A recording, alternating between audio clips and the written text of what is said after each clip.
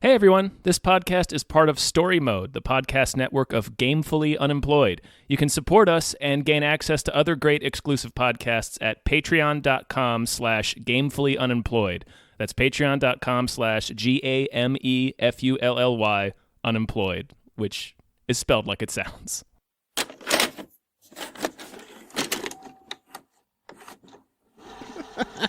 I want this devil to be the devil from the M. Night Shyamalan movie, Devil. Oh, yeah. Where he fucks with your day by making your toast land jam side down. Yeah! Toast devil! Toast devil! Yeah. So I'm going to fuck up your breakfast. That's what I want it all to, like, this whole movie is the devil Just possesses toast. a guy who just sprints through town ruining people's breakfasts. It would have been better. Dumping out all the milk before they wake up. Yeah. My name is David Bell. Putting sawdust in the milk carton. My name's Tom Ryman. And we just watched The Conjuring. The Devil Made Me Do It. Fucking spoiler in the title. Yeah. It's bullshit. In 1981, Arnie Johnson pled not guilty. We think this family was cursed. By reason of demonic possession. I am not going before a grand jury and saying he was possessed by demons. Whatever happened that day, that was not Arnie.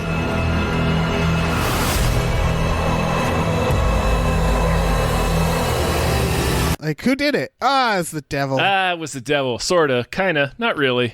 Who Not knows? really. Who can say? Whomst among us? My God. So I just... Look, I know I've been saying it. Uh-huh. I'm just going to say it again. Caveat is free on Shudder. It's very good. Uh-huh. It's available. Sure. It's just because we aren't covering it on We Just Watched, I can't stress enough. You know. Well, it's folks, kids, listeners. I'm glad we're covering this movie. Dear listeners, I am. we could cover Caveat. About 50 of you would listen. So Yeah, I'd rather get people to go and watch it. Yeah. This is, of course, on HBO Max and probably easier to see for some folks. More, advertised. It's the third Conjuring. Tom, the third in the mainline Conjuring series? I guess like the 7th or 8th in the Conjuring universe. I don't know. Yeah, they crank these motherfuckers out for the past 8 years. I tweeted about it, and fucking Jason was like, "Wait, there's only been 3 Conjurings?" And it's like, yeah, technically, they're like the Avengers. Mm-hmm. These are the main, the big events. Yeah, and technically, like Annabelle Comes Home, I think technically counts as a Conjuring movie because it has Patrick Wilson and Vera Farmiga in it. Right, but yeah, much like the Avengers, they're now superheroes. Yes. Yeah, this movie is about hold on. This movie is about the elderly paranormal investigating couple, Ed and Lorraine Warren, just having a balls out action sequence in an underground warren. Yes. Tom, this movie's terrible. This is an extremely stupid movie, yes. Yeah. I want to point out that like Ed Warren, well, let me make sure I'm doing this math right. Just to keep this in mind. At the time this movie takes place, which is in 1981, that would make Ed Warren, maybe he's not as old as I thought he was. He'd be like solidly in his 50s. Yeah. That checks and out. Lorraine would be almost the exact same age. They're like 1 year apart. Right, and they are fucking running around. She's falling off cliffs. She's using her mutant powers to psychically connect. Okay, they're both like 55 years old. Is how old the characters are supposed to be in this movie. This series Not has that really... you can't do shit when you're 55 years old. I just want to point that out. They're 55 years old in 1981. That's 1981, 55 years old. So yeah, like 90 That's today. like 95 in today's. And I mean, they do. He has a fucking heart attack. He has many heart attacks Yeah. in this movie. This is all right. So the first Conjuring is like focused on a family. Ed and Lorraine Warren are kind of on the sidelines, I want to say. They're major characters because like their relationship is a big part of the story of that movie, but it's the screen time is split pretty evenly between the main family, I think the Perrins, Ron Livingston and Lily Taylor's family, and the Warrens, yeah. For modern horror sensibilities, it's relatively quaint in its plot. Right. Well, I say that again in terms of like pop horror. Right, in terms of pop horror for sure, and I think that's a big reason. There's a lot of caveats, interestingly. We're not talking about the film caveat before we even start this episode. That original film, I think one of the reasons why it did so well and why it grabbed so many people so positively is because it's a throwback to 70s horror. Yes. The title style, the way it unfolds, it's like its length, like the kinds of scares, with the exception of the scene where a fucking witch just appears on top of a wardrobe. There's still, that's the thing. We were doing this for a while, right? We were doing retro horror, and I would say the first Conjuring. Well, I think of like House of the Devil. I'm talking a lot of Rob Zombie stuff. I'm thinking pop horror, like Rob. Yeah, there's always been like indie horror that's doing that, like Rob Zombie for sure. No, that's what I'm. Yeah, there's definitely that style, and so The Conjuring was like a mainstream version of that. Yeah. But since it was still mainstream, they still couldn't help themselves and have like, oh, a person gets dragged around a room, which horror, pop horror loves to do. Is character is like, what is it? And then goes, and gets dragged away. Which is so interesting to watch just how the tropes have changed through the course of this franchise, because when The Conjuring came out, people just getting dragged across the room was in every horror movie. And now it's not. And it still sort of happens in this, but it's rarely scary. Yeah, but it can be, but it's There's a specific version of it, which I think is what you're talking about, where because you were like, oh, what's happening? Oh no, like the Paranormal Activity version of it. Yeah, like they sort of have that in this movie with like the little boy's phantom claws, but mostly it's like this movie has traded in those tropes for different tropes that are just, I mean, it's cyclical. Like this one it focuses really hard on contortionists because it's a possession movie, and those are the rules. I was about to say, the three things they think are really scary in this is body contortions, exploding glass, and scary eyes. That's basically the three things they have. Yeah. And they love it's. So I guess the first movie is like, it's good, but it's not like, it never struck me as like amazing, No, I really enjoyed it though. Yeah, I really enjoyed it. I wouldn't, like, I've seen some pretty hyperbolic praise for it on the internet, and I wouldn't go quite that far, but I think it's fun, and it was a nice homage to films of those type. Right, and James Wan is a good director. He's good at this, yeah. And I watched The Conjuring 2 for the first time this week to like prep myself for this movie, and that one's a little stupider, but like it slowly gets away.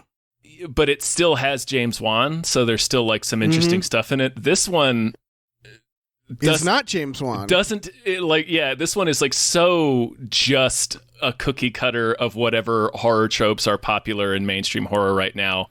On top of it doesn't have James Wan anymore. Yeah. So, the second one, it starts slipping away because they're like setting up a cinematic universe. Yeah. Or like they already know that really it's out one. Of control. Like they already know that it's one at that point. Because I think when The Conjuring 2 came out, there had already been at least like one Annabelle movie, right? Yeah, probably. And then this one is,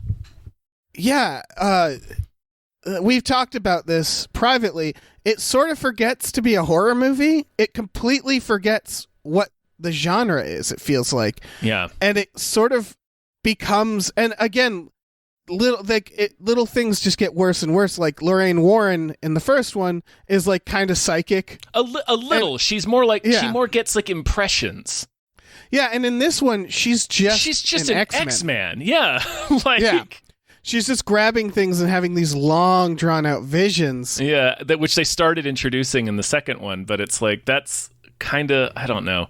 They really got away from what was appealing about the movie and just kind of smashed it into whatever, I don't know. It felt like they were doing so much lore and so much where, like, they forgot, there's no, like the first Conjuring, how there's that family. Yeah. There's none of that in this. It's just the adventures of Ed and Lorraine Warren, superheroes. To the point where this movie retreats from its own premise. Like it forgets to do the devil. Yeah, the movie. Okay, the movie is purportedly about the famous Arnie Johnson case, who is a guy who stabbed the ever-loving fuck out of his landlord. Yeah. In 1981, and his defense, and it was like he was a family friend. Ed and Lorraine Warren had been present for an exorcism of the little boy of that family, and then a couple of months later, this guy Arnie Johnson stabs his landlord to death, and he says he was possessed at the time, and it became a huge case because it coincided with the Satanic Panic, et cetera, et cetera. I want to point out that in reality, when he said, "I guilty of plea by possession," the judge promptly said no. Yeah. His plea didn't work. They changed it to self-defense. Yeah. And then that's why he got manslaughter. 10 to 20. Yeah, exactly. He was had nothing to do with the devil. No, yeah, and this movie doesn't mention that.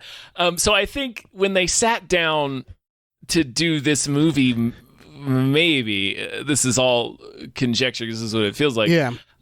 They were looking at this case and realized that I hope this is what happened, is that they realized they couldn't really make a movie out of that. At least not like the movie they wanted to make. Because there were like the books that came out of it. There's lawsuits over. Yeah. Because they ruined some lives. Because it's a lot of people being like, that's not what happened. No, he just fucking stabbed a guy. Like. Yeah. And they were like, well, we should enter the not guilty by case of demonic possession. And that, like, it was the 1981 equivalent of one of those stupid ass clickbait, outrage, weird news stories that we see that are like 98% bullshit. Like any one of those, like, person enters a McDonald's naked, and they leave out like any number of things, like the person was, I don't know. But this thing became huge nationwide news because he was entering that plea, but like as Dave just pointed out, the court never entertained it. Right. So it was it was like when it makes it like a person sues Lego for making their bricks too red, and it gets thousands of shares and recirculation, even though like the lawsuit you read about it and like the lawsuit gets thrown out in 20 seconds when they bring it to court. And like and a lot of the time it's like a lawsuit to like promote some other cause or something. Yeah. This for that reason, and you kind of were circling it. It should be noted that this movie's only bookended basically by the guy saying the devil made me do it. Yeah. And Ed and Lorraine Warren are like, we're on the case, and then they proceed to not do anything to help. What I was getting at, the thing that I was circling around is the movie ends up being bookended by the Arnie Johnson case, and in the middle they had to write a completely separate movie for the Warrens to be in. Right. Like they solve a completely different case. Completely different case. In the middle of this story about Arnie Johnson. Yeah. Because I thought this was going to be like a courtroom drama, or like they were going to be on the stand so did and I. stuff. Yeah, so did I. And none of that happens.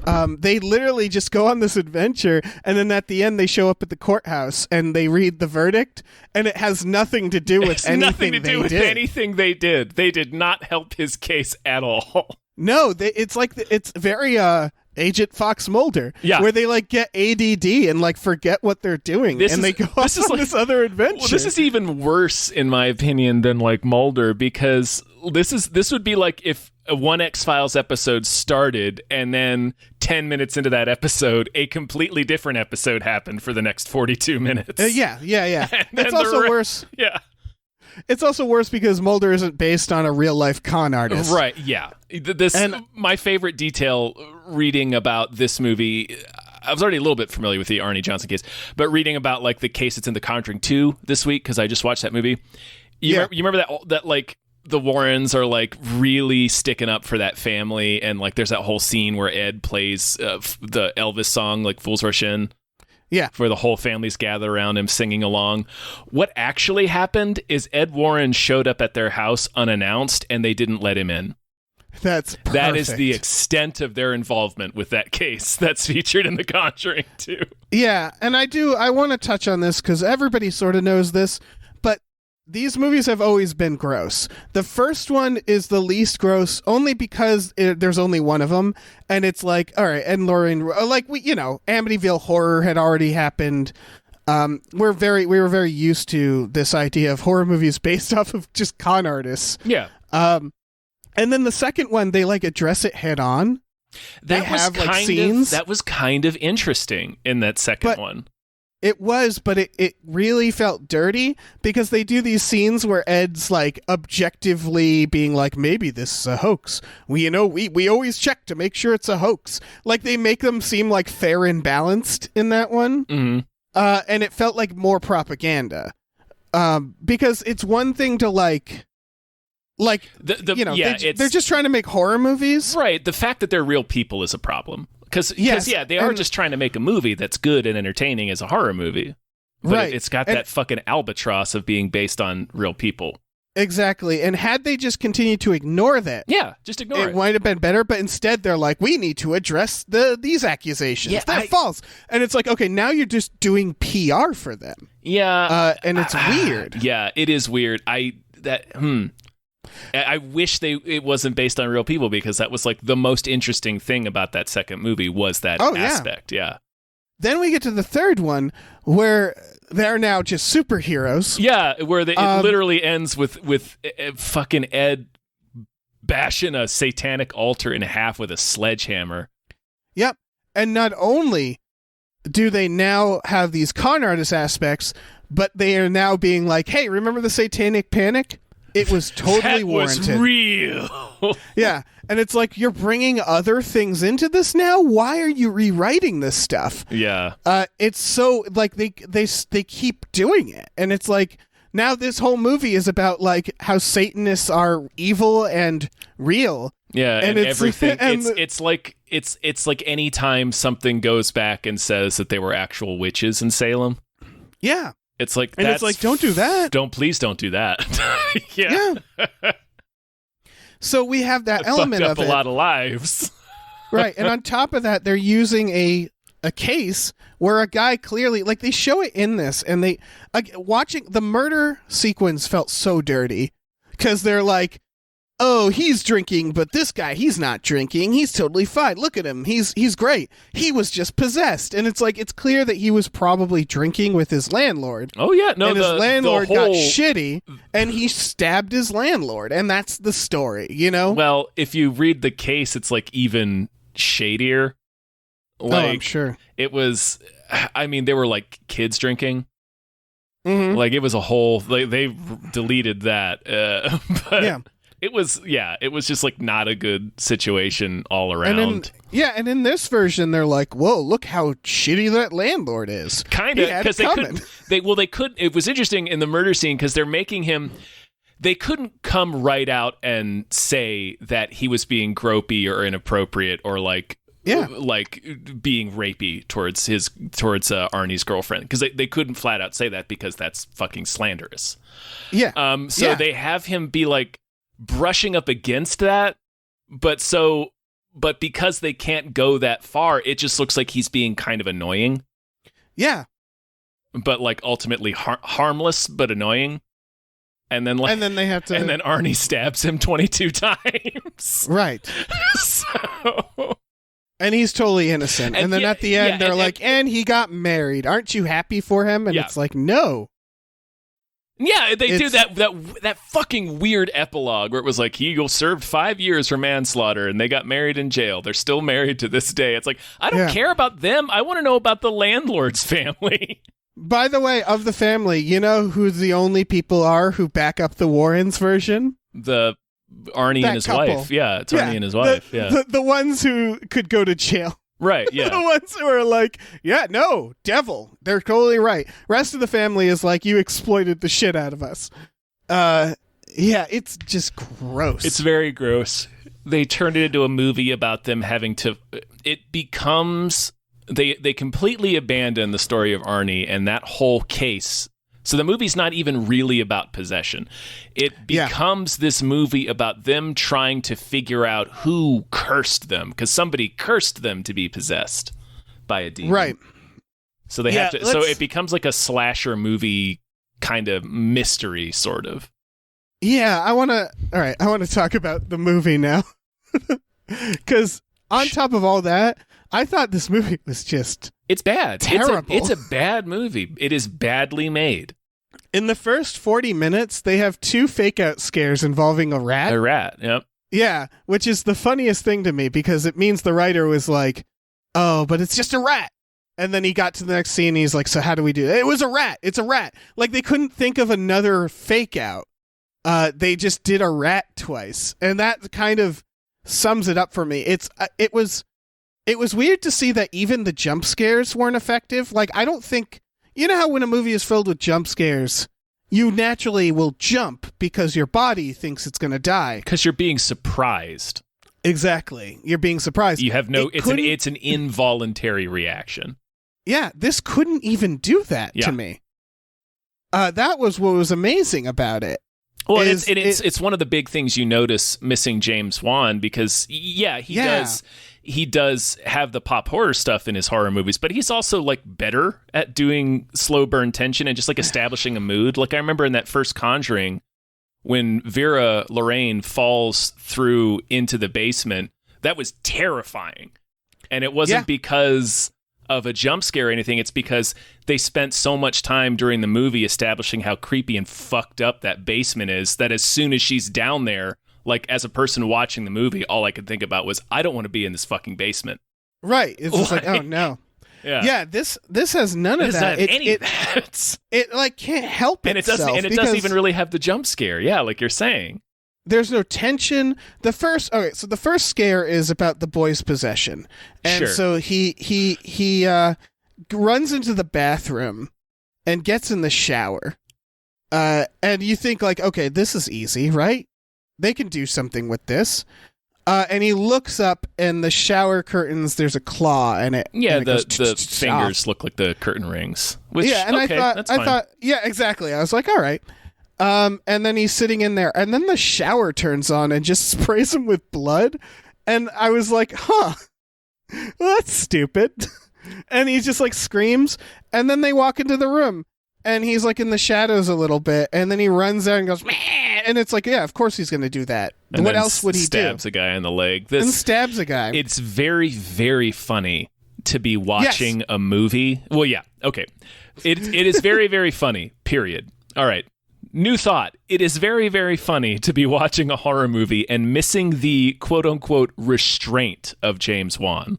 Yes, exactly. Because you would never accuse him of being a restrained filmmaker, but he wouldn't like the kid just getting blasted by gallons of fake blood. It's just like it's about as subtle as a bus accident. Exactly. And it's it's like the setup. This is establishing the mood of the movie. Exactly. This is the first scene. First scare of the movie. Right. And you want to do something... Compare it to like the prologue of Drag Me to Hell. Yeah. And like that and this and how like it's the Drag Me to Hell is I wouldn't call restrained either, but goddamn is that effective. And then like this opening scene is just like it's clowny. Yeah, it's clownish. I laughed in it because they're not turning on lights for some reason. They don't even think of a reason. And then they're like wrestling with the kid, and they have to drag him downstairs, and it's like CGI claw marks are getting... And it's like, this is the opening, and it feels like the ending of a bad movie. Yeah. Then glass explodes. Explodes. A priest gets nailed in the head with a plate. That was the greatest moment of the film, is that priest getting a fucking fine china dish whipped into his skull like a frisbee. Yeah. And I was like, am I supposed to be laughing at this? Yeah. And then the kid contorts, CGI contorts, and it's like, ooh, scary. And sort it's of. like, not. Sort Is of. it not CGI? That's a real contortionist. I believe the I can't remember exactly how they did the actor's face because obviously it's not the child actor doing it, but yeah, they probably CGI'd the face. They but either yeah, CGI'd or had like him sticking Movies his love head to up do through that. the table or something. I don't know. Yeah. But it's like, yeah, it's contortionist. We've seen it a million times in horror movies. Well, yeah, it's not. It was scary once in the spider walk scene in The Exorcist. Exactly. It's the only time it was scary because we had literally never seen it before. Yep. The camera breaks in the scene, like they're filming it, and it's like, oh, how convenient that the Warrens didn't get footage. And then the this is how we learn. This is what sets it up. The brother is like grabs the kid and he's like, take me instead, take me. He's not their brother. That's Arnie. Arnie, what's Arnie? Arnie is dating the sister. Got it. Yeah, he's the guy who ultimately he's the devil made me do does it the murder. Guy, yeah. And so he's like, take me. And this made me laugh. Is that it clearly takes him? Yeah. And the weird part is no one notices. Nobody notices but Ed. Ed's the only one who sees, but he has a fucking huge ass heart attack and is out of commish for a couple of weeks. So everything goes by like normally ish. And then they have their first rat scare where he's like in the house and a box of cereal falls over and he goes around and a rat pops out. And then it's like... It's not a bad idea because it's like, oh, but then it's still kind of creepy because then he starts following the rat and it's like... It's not sure why he's following the rat, but... I don't know. It's a horror movie. Like that... The first half of that, I don't think was a bad instinct, but they don't do anything with it. Like he follows the rat to a hole and then gets grabbed by a spooky lady with creepy eyes. Exactly. And that's it. And it's like, okay, he's looking in a hole. Either an eye's going to look back because it's a horror movie or there'll be a thing behind him. Mm-hmm. And that's... excuse me. That's how the scares work. Like, if you remember that scary lady on the dresser in The Conjuring, not great, but they were... Worst part of the movie. Worst part of the movie. Yes.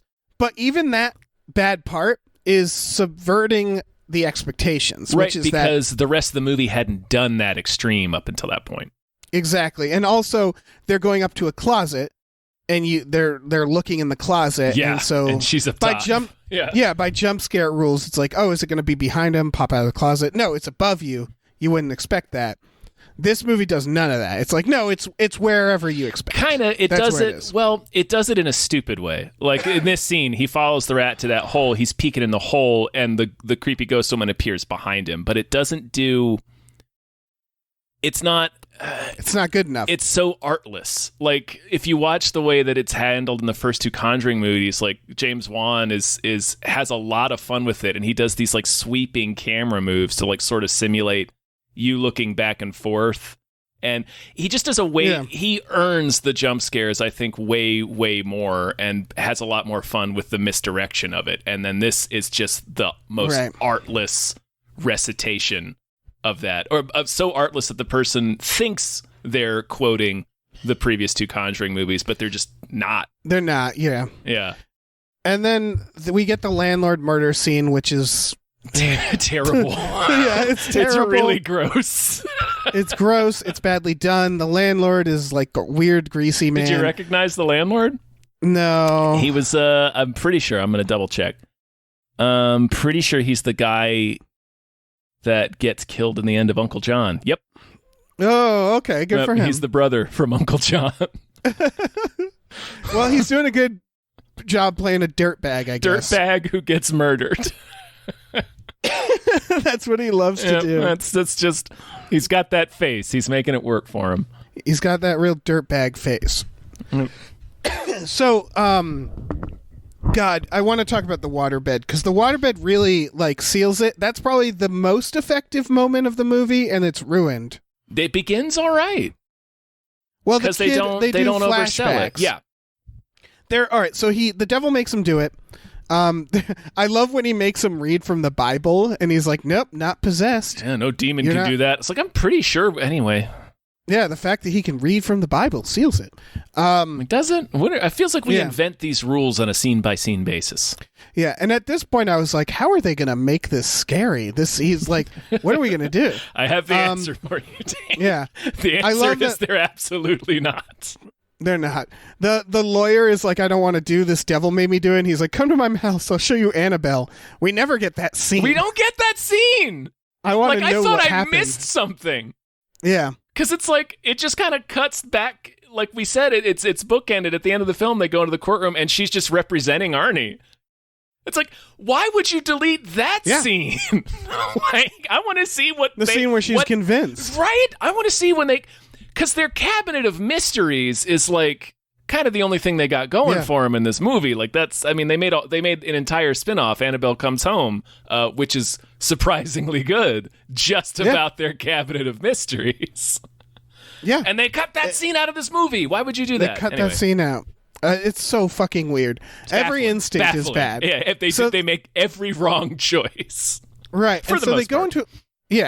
They go into a flashback about how did it all start with the boy. And I thought, so this is the movie.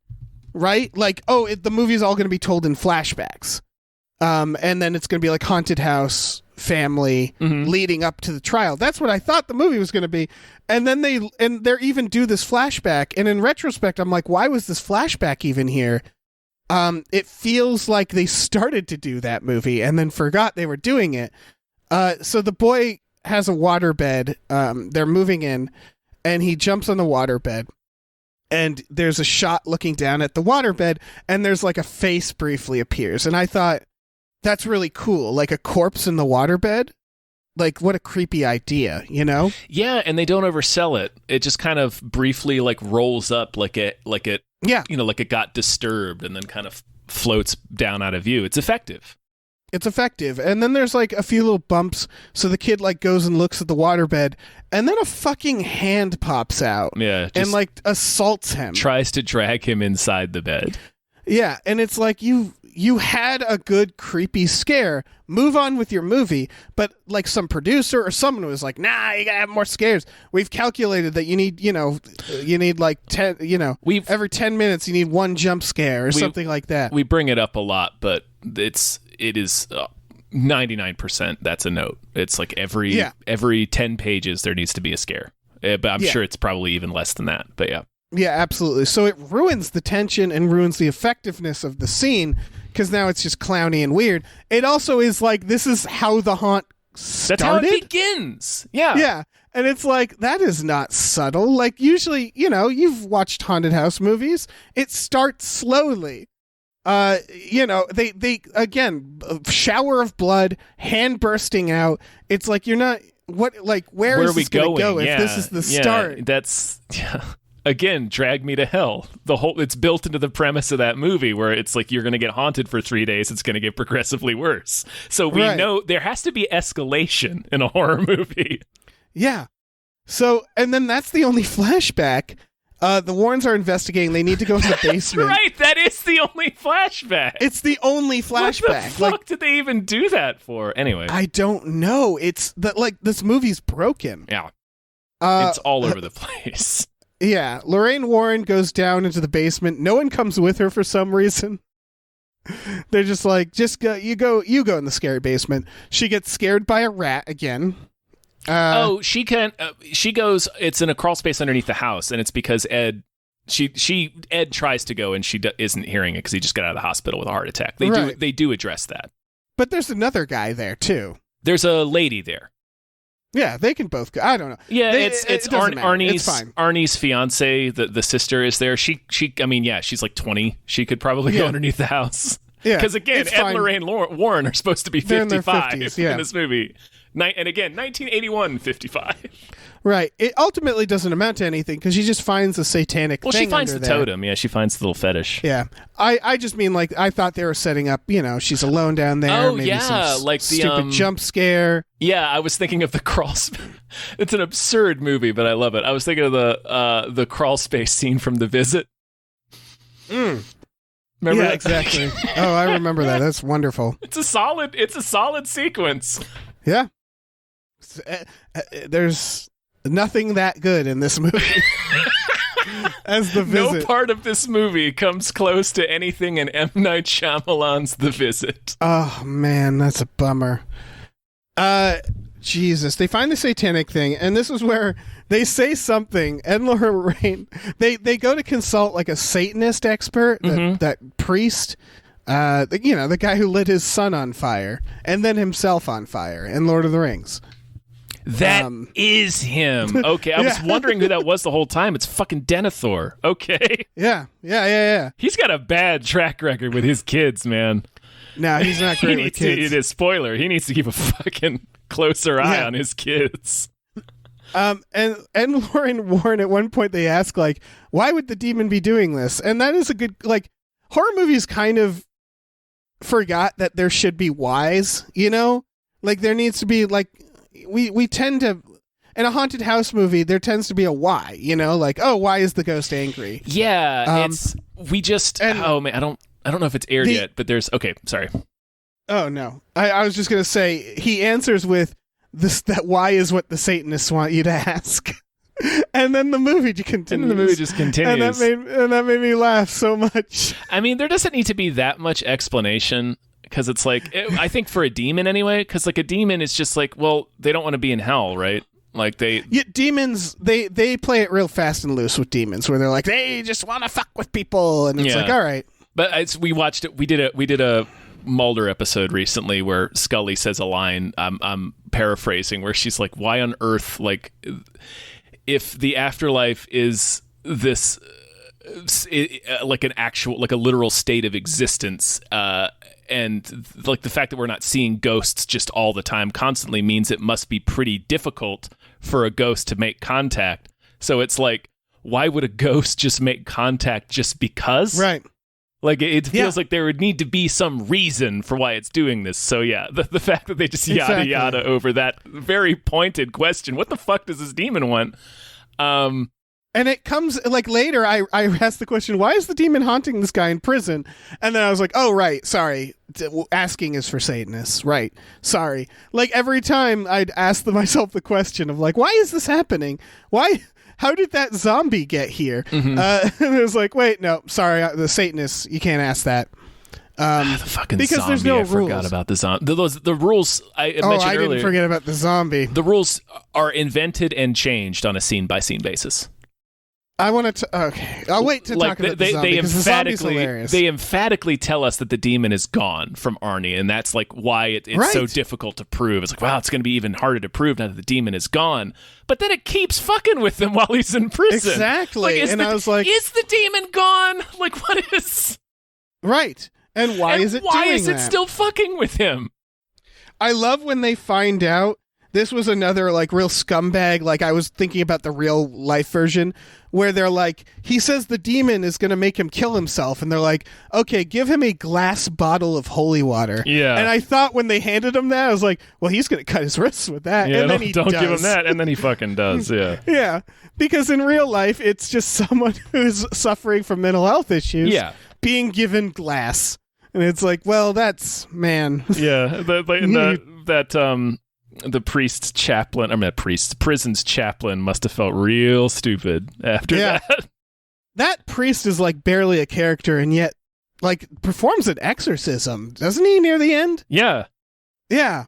I don't even know that guy's name. They didn't spend any time on him. They do that with their assistant too. Yeah. The guy he's like in the Conjuring 2 for a little bit towards the end. He's like one of their documentarian guys.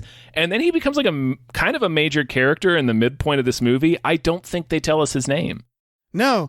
And like, it felt like they couldn't decide what they wanted the Warrens to do. They're like, should they stay with the prison stuff? Because this could have been a prison haunting movie. And then Ed and Lorraine like keep visiting, and they can't really get involved because they can't get in the prison. Mm-hmm. That would have been interesting. That would have stayed on the thread of this character, of this case. Yeah. Instead, they like hand it off to their B team, and like some priest is like that we don't know is like doing all this stuff there. They never visit him in the prison. Nope. So like it really is. They don't even have a scene together after that first. Yeah. They just keep cutting back to him in prison. It's quite stupid. It's quite stupid. So this is where we get to. So the scary, excuse me, the scary cliff falling happens. She goes in the woods, uses her psychic powers to like see a Satanist stabbing another Satanist and jumping off a cliff, and then she's at the side. It's in the trailer. And she's down there. They're not Satanists. They got possessed. Whatever. Yeah. It's another case of the same thing happening. Right. It's part of the same spell. What they end up doing is that Arnie and then these two random teenage girls and then ultimately Ed are all cursed by this Satanist for some reason. I forget why. You don't ask why, Tom. That's what the Satanists want. Don't ask why. It's true. No, but we're at the weird cliffs now, right? Yeah. So yeah, she's down there, and then a hand pops up and drags her, and he has to like save her like a scene from Cliffhanger. Yeah. And it was like, is this a horror movie? Like, I guess cliffs are scary, but not in like a horror way. And whose arm was that? Like, who's dragging her over the edge? I don't know. We're not supposed to ask these questions. They go to the morgue, right, from here? Yes. And now we get to talk about the zombie. Yeah, because they drag the reservoir and they do find the other girl. So they go to they break into the mortuary to like look at her body so Lorraine can make a connection with it.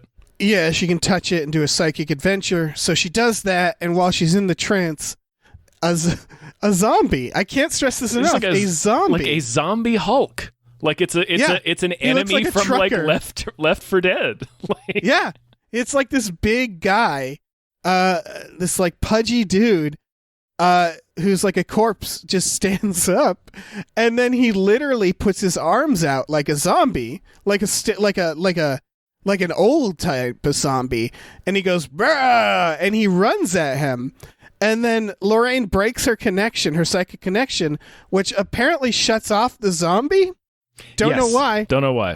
And the zombie falls, slams his head on the table. Yep. And I laughed for a minute. Because, Ed and Lorraine, again, 55 years old in 1981. Ed's just had a heart attack, is walking with a cane for the movie. So there's no way they picked that 270-pound zombie up off the ground and put him back on a table. So, like, the mortician or one of the technicians or whatever is just going to come in the next morning and find this corpse face down in the middle of the room. And that will forever be a story that person tells. Here's the funny part, though. The zombie comes back. He does. Yes, he does. In a different location. I don't know how he got there. Well, I don't know if he was literally there or if it's a vision. No, it's a vision Ed's having, remember? Because it's what makes him almost stab Lorraine. It's because he's cursed by the thing, yeah. It reminded me of Cannibal the Musical because he's in this haunted house and like a closet door opens and the fucking zombie is standing there. He outstretches his arms and goes, brah, and runs at him again. And I laughed again because I was like, why is the zombie showing up everywhere? And also, it's a zombie. There's no rules. There's no rules anymore. It's very funny. Yeah, the fact that this was supposed to be like a ghost story and there is a literal zombie, it tickled me so much. It's like, and also it didn't make like, I think they just need an extra scare. There's a lot of those where they're like, they just need an extra scare in this more scares, scene. I guess. Yeah. They go and visit the priest again. I wrote down the line, the Satanist power is strongest at night, which made me laugh. Yeah, I don't know what that means. Yeah. At this point, I noticed that there was only like 20 minutes left, and I was like, where did this movie go? Like, nothing has happened in this movie. They just keep going from one place to the next, and then bad scares. Like, there's no... Did you get that impression? Like, did it feel like you were watching a story? Not really. The movie's very disjointed.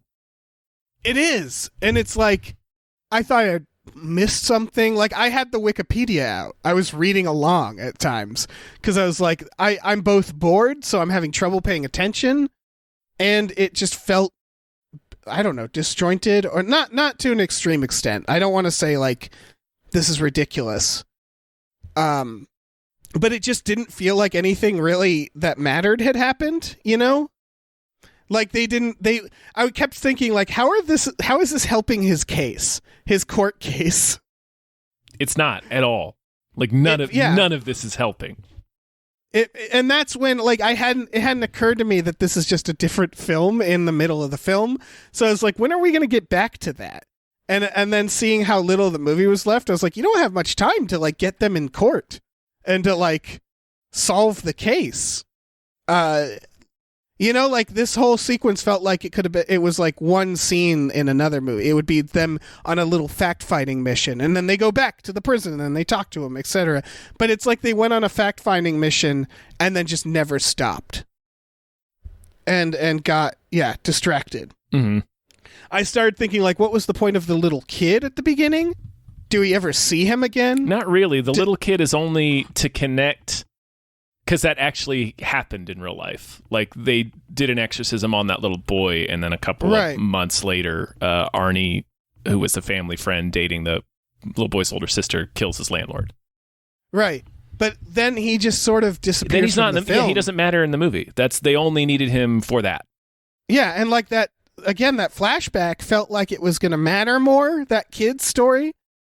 And then he just disappears from the film. And then this is when the priest is like, you have to go down in the tunnels. It's my daughter. And he was like, fucking what? Yeah, what are we talking about? Yeah. And then they're in the tunnels. And the evil lady slits his throat. I want to talk about that Satanist lady, because is she real? Is she like a human? Yes. Okay, so what's going on is we find out that fucking Denethor, who's like the king of cults and shit, kept all the cultist shit, and with an explanation that didn't make any sense at the time. Like he shows them they go to him to try to figure out what this totem is, and they see his collection, and it's like full of all this really intense cult stuff. And they're like, why didn't you burn this? And he's like, well, I look at it as taking guns off the street. And it's like, that doesn't make sense. Right. Like, why would you? It's like, I prefer keeping it locked up. Why? Yeah, destroy it. If it's bro. locked, somebody can steal it, bro. Just set it on fire. Solves the problem. Yeah. So we find out that like keeping all this shit around his house growing up made his daughter crazy. Like, so she's super into it. So he's supposed to be like the anti-Warrens. Like, yes. Like it's about like the Warrens except they safely lock up their stuff, whereas he doesn't. He says something to Lorraine, and you can see that it affects her, and it's meant to. There's meant to be that parallel, because he says we need to be careful about how we pass our obsessions on to our children, and Lorraine's like, because they have their own cabinet of curiosities, and they have a little girl. There's a whole spin-off movie. Annabelle Comes Home. Watch it. It's good. About that, but that's as far as they explore that connection. So they figure out that the altar they need to break is beneath his house, and that like his daughter's the one been doing the curse. But I don't think they ever explain why, other than just like, she loves this cult shit, man. She's been super into it since she was 9. Some kids get really into horses or dinosaurs. She got really into cults. Yeah, but she's also superpowered. She confronts her father and teleports. She teleports behind him and slits his throat. And I was like, this is why I was confused. I was like, is this a ghost? Why did it slit someone's throat? She just teleported. I don't think she literally teleported. I think that was bad editing. It's like but there's a scene where she like turns into dust. Isn't there? She's doing like she's astral projecting? She has a similar. They make a, like, Lorraine's like, oh, the connection goes both ways, so like she can also do the thing that Lorraine does. Yeah, so they both have superpowers. Yeah, and when the people she's cursed are like, she can make them hallucinate and see things, but I don't think she can literally teleport. Okay, but it's still superpowers. She's still super. Yeah, she still has superpowers. She's got the same. She's evil Lorraine. Yeah, and there's still so it's a superpower fight. Is it? Yeah. They don't have a fight. They don't have a fight. she blows smoke or blows dust into Ed's face. Yeah. And that made me laugh really hard. Like Ric Flair. At this point, I wasn't sure if she was a ghost or not because she was all magical and I saw her vanish. And so I was just like, is the ghost doing wrestling moves? And then they holy shit, Dave. There she is, explicitly Denethor's daughter at this situation. No, I knew she was his daughter. He said it was his daughter. I just didn't know if she was like supernatural, like if she had died or she was like a witch. Like, okay. Yeah. I knew that her relationship. I was just, again, she kept fucking floating around doing magic. Yeah, she I is was like, what is her? Constantly in these trippy hallucination scenes. All right, yeah. For a second there, I was like, you gotta meet the movie halfway. I know it sucks. No. And so we get to the tunnels. Ed is tricked into thinking Lorraine, he has to kill her briefly. Yeah. And then she's like, I love you, or whatever. Yeah, and, they then do. Yeah. There's a whole thread about love being stronger than evil in all these movies. Right. Notice how we haven't mentioned any more scary scenes. Nothing has happened. It's just an action movie. Yeah, it completely in the last half, it forgets to do anything scary. To the point that he smashes the altar, and then they say, God, what do they say? It's so stupid. It's a real David Caruso slamming on some sunglasses line. Yeah, he says, you promised the demon a soul, and it can't go back to hell without one. And it's like, I guess that's a rule now.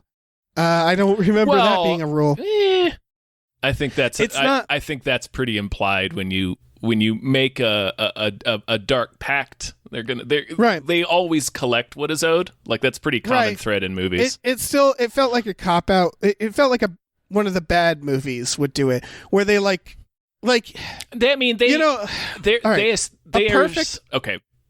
The perfect way of doing this is, oh, Jafar, you wish to be a genie, and you get everything with it, and they set it up right in Aladdin. Yep.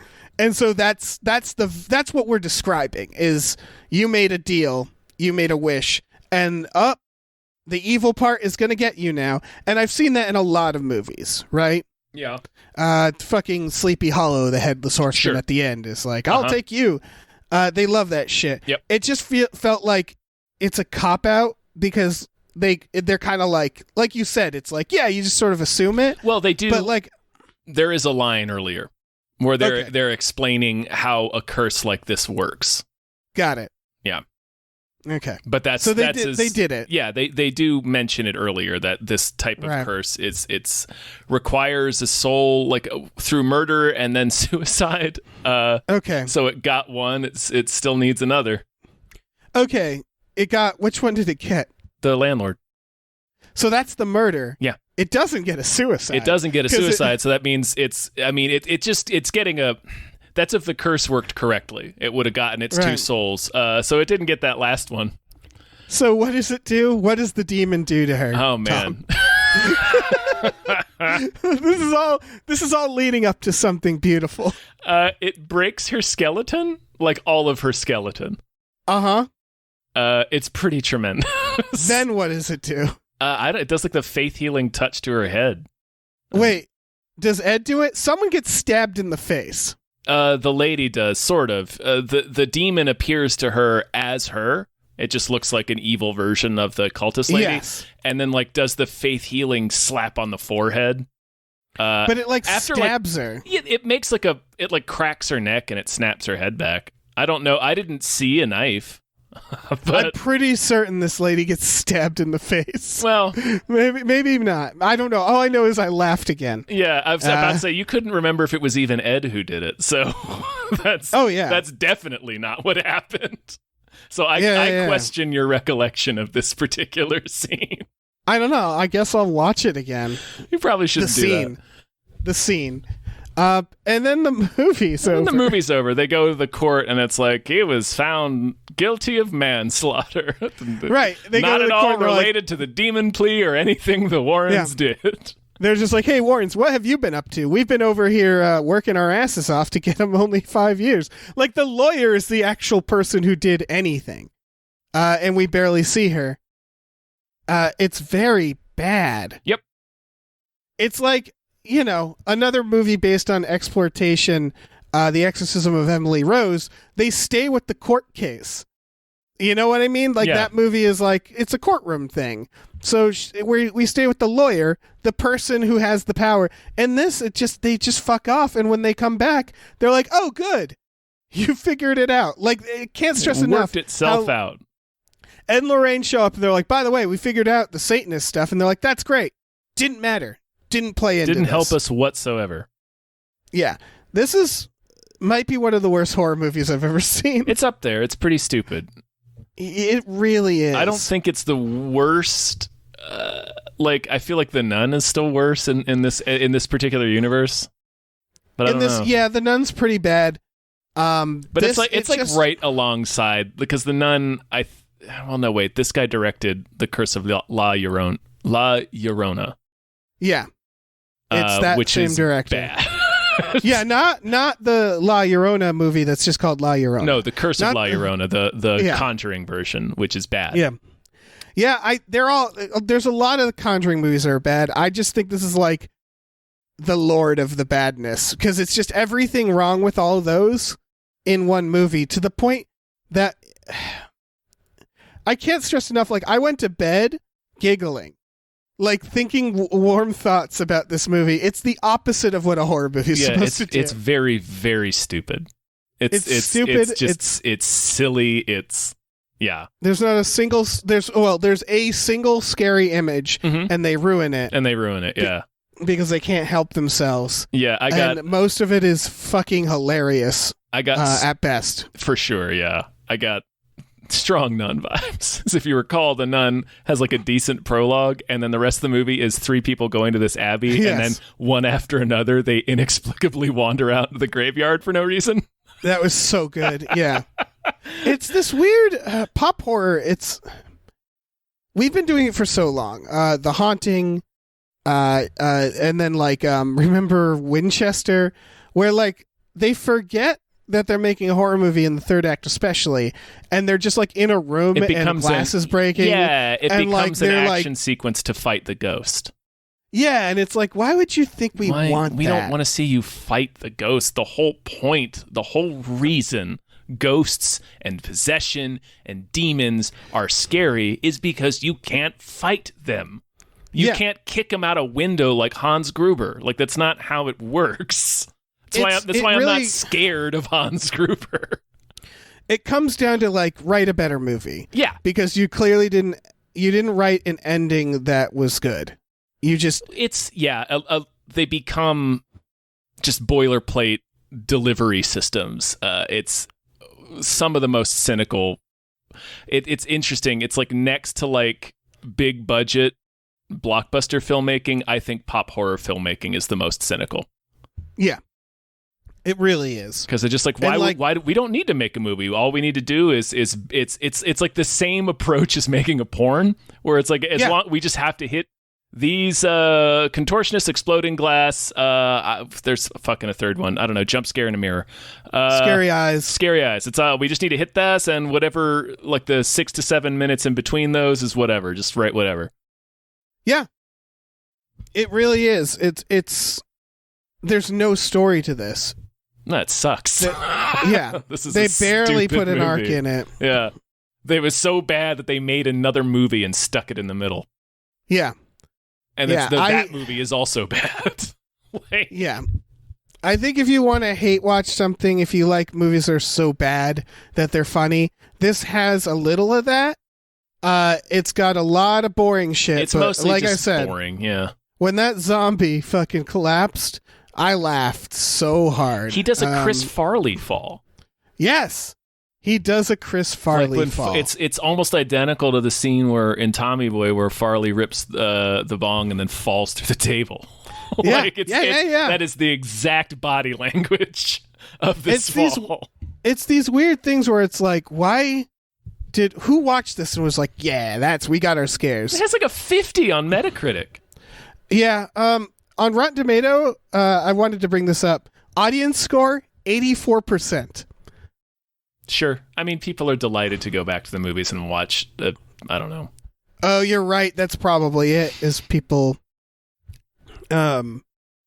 people are just in a good mood. You're right, because I was almost ready to be a conspiracy theory person and be like, did they pay like bots? Because like, it's just watching this movie. There's no way a person, like even a pop horror fan, even someone who loves just jump horror, there's no way they would like this because it doesn't have that stuff. There's nothing in it. It doesn't even have that stuff. Yeah. Yeah. That's what's crazy about it, is that for a bad horror movie, it doesn't even have the bad stuff. Right. I compared it to, like, it's similar to like making a porn. This is like watching a porn where they forgot to put any fucking in it. Yeah, exactly. Even I'm reading some of the reviews. Well, you got to understand, all of these movies, like every single one of these movies is a hit. Like people like this series, like even the shitty ones like Annabelle and The Nun. Yeah, it's just very funny because I'm looking, this reminds me of, Jason's talked about this many times, one different movie from its sequels. This is a story to prove the existence of the devil. This movie is super exciting until the end, but it lacks in the area of horror. Where is the horror? 4 stars. And it's like, what? Yep. This movie wasn't good. 4 stars. 4 stars, yeah. Yeah. It's just like, what? Like, it's more, it just has to do with how people in their mind rate things. Yeah, it's baffling. Like, I know Trey Parker and Matt Stone also talk about that, where they were reading reviews for the South Park movie, and it'd be like, great, hilarious, biting commentary, the hit of the summer, 2 stars. It's like, fucking what? Yeah. It's so weird. There's a disconnect there with a lot of people. So you have to take, you on both, audience and critic reviews, you have to. For sure. Obviously, it's all subjective. Yeah. But like, man, it really feels like people have brain worms sometimes. Yeah, what it fundamentally comes down to be honest, is people, I think, and ourselves included. Yeah, there's something in our brain that doesn't understand the 5-star system. That's all I can think of is like the star system in rating on Amazon as well. That was the thing Jason always joked about, where it'd be like, this weed whacker came loose and killed my daughter, 4.5 stars. But it arrived on time. But it arrived on time. Yeah, it's that where it's like, I think we just don't understand how to give things star ratings. That's all I can think of. I did that recently. I got a board game in the mail, and it's like $100 board game. Right. And they shipped it to me in a garment bag, like a plastic bag that you would mail a pair of jeans in. Jesus. So of course it was fucking destroyed, but it arrived on time. So I gave them 2 stars. I wrote an angry review. Well, not like a really angry review. I just wrote like, yeah, they put this in a fucking bag, so it was like destroyed. 2 stars. 2 stars. Yeah. That's very funny. That's very funny. We all, none of us can figure out the star system. Yeah. Yeah, and then board game nerds are like, why did you give it 2 stars? Yeah. Man, this movie sucked. Yeah, this is a piece of shit. Let's never talk about it again. Let's never talk about it again. Are we done? Is there anything else? We have been done. Okay. They should not make more. I hope they don't make more, but this is already making okay amounts of money. They're cheap to make. Yeah, they're real cheap. Yeah. God damn it. Folks, thanks for listening. We have a Patreon, patreon.com/gamefullyunemployed. If you go on there, we have exclusive podcasts like Tom and Jeff Watch Batman and Fox Mulder's a Maniac and Star Trek The Next Futurama. We watch movies every Friday night with our patrons. It's lots of fun. Lots of chuckles. I don't know if we'll watch this. No, we probably won't. I tell you what we will do, though. We'll tell you about our store at tpublic.com/store/gamefullyunemployed, where you can get t-shirts, masks, mugs, stickers, posters, all kinds of things for the time being. For the time being, until they keep taking them away. Yeah, we keep getting copyright takedown notices, which are specifically from Warner Brothers. Who